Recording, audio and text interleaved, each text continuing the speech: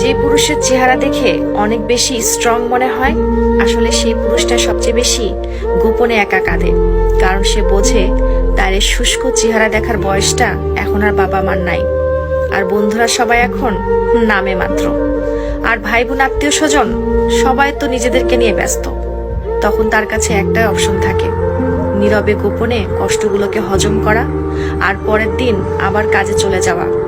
এজন্য প্রত্যেকটা পুরুষের উচিত তাদের বুদ্ধিমত্তা দিয়ে এমন একজন জীবনসঙ্গী বেছে নেওয়া, যার কাঁধে মাথা রেখে সব দুঃখ প্রকাশ করতে পারে, একটু মানসিক শান্তি পায়।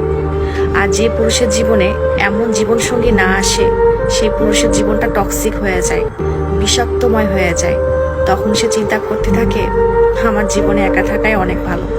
আর এই একা থাকতে থাকতে একটা পুরুষ ডিপ্রেশনে চলে যায়, আর তখন একটা পুরুষের জীবন ধ্বংস হয়ে যায়।